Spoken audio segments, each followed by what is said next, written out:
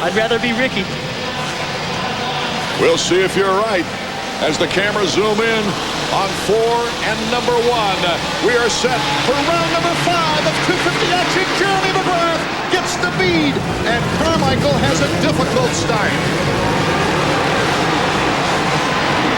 Jeremy McGrath securing the lead, and right there behind him is number 23 Nick Way and Ezra Lusk. Kevin Windham in fourth. This might be a little bit of a peek into the future of this series. McGrath does what he has to do when he has to do it. This is huge. Look at Carmichael, buried in the pack. If he can even see McGrath pretty soon, I'll be surprised. By the time he can get into second, Jeremy should be gone. He's in ninth, similar to how Jeremy had to react last week. Yep. Yeah, roles reverse. See how Ricky can handle this. Fastest guy doesn't always win. So after the first lap, it's Jeremy McGrath coming across first. Ezra Lusk, Kevin Windham battling it out with Nick Way. He wins that battle. Robbie Raynard, number 17, is next on the list. David Villeman, Ron Cotta, and then Ricky Carmichael in 8th. Check out Windham, though. He rode really fast in the heat race, and he's coming from behind right now, so nerves shouldn't be a problem. He'll be able to apply the pressure. The more slippery the track is, the better for him. That could be the key, the condition of the track, as we go through a 20-lap main event. This is where Ricky's got to be real careful. He can clip one of these guys' back tires or misjudge what they're going to do and ruin his whole main event. He looked on the other side of the track to see where Jeremy McGrath was, and Ricky Carmichael is on the move. Coming off that big triple, what a shot. Well, you know Jeremy's out front right now going, yeah, okay, if I can stay out here and Ricky can't get into second, that's big points that he might not be able to make back up. But that's what Ricky was thinking last week, and Jeremy still got up to second. Jeremy McGrath holding that lead by 1.1 seconds, as you see there. Beautiful block pass Ricky put on Villeman right there. He's getting through the pack. The next guy in his sights is Nick Way, who's not up to the challenge, I don't think, in the pace of Carmichael. He should be able to pick him off. Then his next guy would be Windham. This is not like a heat race with just a very few laps.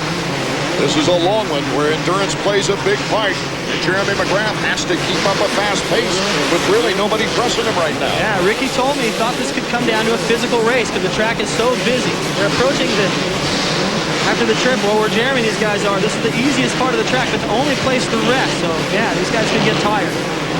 He might have a 2-point-second lead right now, but I'll tell you, Ezra Lusk is not that far behind. And look at Kevin. Still with these guys. The longer he can stay right there and see Jeremy that close, the better he's going to feel. He's been making some headway. He's getting in better shape. He's working with a new guy. And he's disappointed with his results more than you know. He really wants to get up there and prove that he can run with these guys. He needs it for his own confidence and to show everybody, hey, I'm not out there just riding around. I care about this. Ezra Lusk is picking up some room on Jeremy McGrath, the leader. Number 11 on Team Honda. Boy, would he love to get his third victory here at Anaheim. Jeremy really needs to hold these guys off, though, to get those points on Carmichael. Carmichael already up into fourth. Phenomenal so far.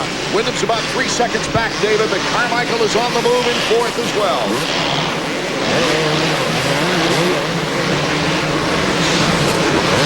Well, just like turning the tables from last week in Phoenix.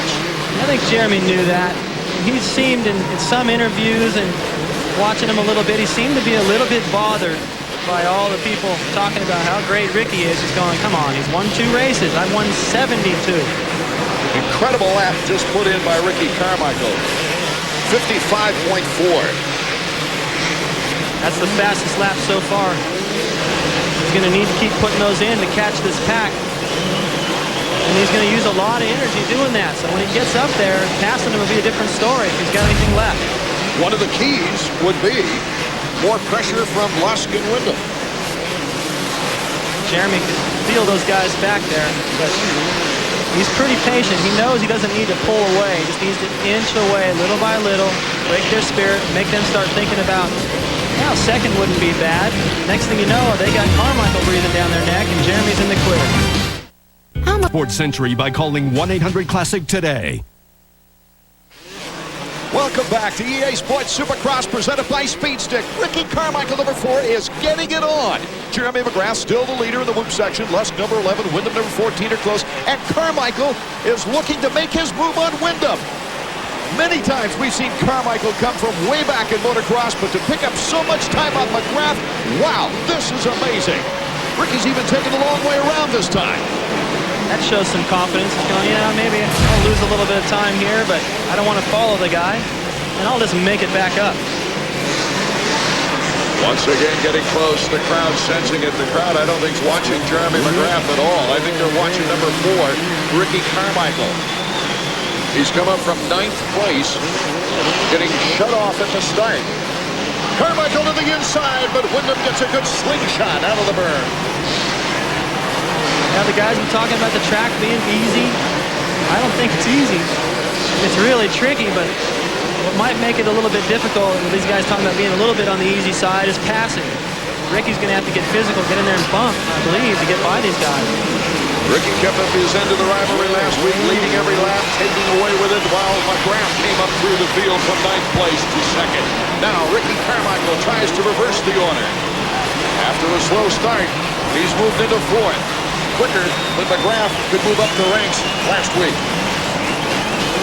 The end result is what matters the most. The thing that Ricky's got to be happy about is, look at this. Inside, Carmichael, can he hold it on that slippery surface? Yes. He takes the same outside whoop section. Look at it in front. Lusk goes down. Ricky gets around him. Unbelievable. Lusk got another bad break. He was trying to do a little something different around that left rider. Look at him. He's just dazed going, come on. Can I have a little bit of luck? And Ricky Carmichael now is all of a sudden in 2nd place. Watch Ezra. He's going for the inside line around this left rider through the whoop section. You can hear all this noise back there. Got a little anxious. He's going, I need to get by this guy now. Gets a little sideways. The front wheel drops. And hope somebody got a picture of that. They were trying to get around Sebastian Waugh. That's the perfect endo. He landed right on that Scott Tuck block, so that was a nice kind of cushion the blow, but the bike didn't help out much. Good thing for helmets. Great helmets this day and age. And Ricky Carmichael in 2nd. 4.1 seconds back. Now the last lap, though, Art, this is where Jeremy, he knows what's going on back there. He doesn't want to give this race up. If he loses this race to Carmichael, in my opinion, that's a huge statement. Should be a real problem for him in the races to come. And the last lap, Jeremy went 55.6, Carmichael 57.7. So maybe Ricky, that was a good run to get to here, but getting by Jeremy is another story. The points lead has never been more than 3 separating these two riders. Let's go to Davey. Hey, check it out, you guys. This is Ezra Lusk's back wheel. Yogi's okay. He's actually standing next to me, but check it out. His chain snapped. That's what he says sent him over the handlebars. You don't see a DNF like that very often. Certainly not at that speed in the whoop. Terrible break for Ezra Lusk in the Honda. That's the worst break I saw for Ezra since he got involved with the hay bale cover that one time. Tough box cover. I don't know what's going on. Something's weird over there because Ezra just seems to find bad luck, or it finds him. 9 laps to go. We're less than halfway through our main event in round number 5. Tied in points coming into the race, Jeremy McGrath and Ricky Carmichael. Jeremy McGrath trying to uphold his end of this back and forth winning battle every other week and regain a 3-point lead. He needs this win.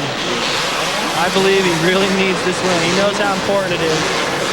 Ricky at this point can say, well, 2nd's not bad. You know, he can be just as happy as Jeremy was last week going, man, that could have been a disaster. 2nd's not bad. A 4-second lead for McGrath. Back to Davey. Ezra, first of all, are you all right? Totally fine. I'm once again pretty lucky with the crash that I had, but we just had a problem with the rear wheel going through the woods, locked up, and sent me for a ride.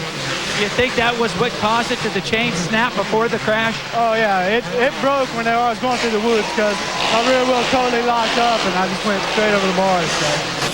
Whoa, what a big break for Ezra that he wasn't hurt after having to sit out the entire season last year. What is it, that black cloud over Honda?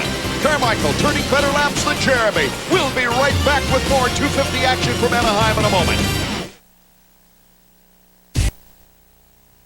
Welcome back to Anaheim, Edison International Field. EA Sports Supercross presented by Speedstick. Number 1, Jeremy McGrath trying to make his way through the lappers.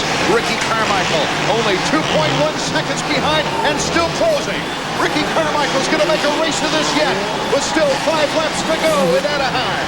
I don't even know how Carmichael's doing this. I'm the analyst. I'm supposed to know this guy is getting away with murder. He is so on the edge.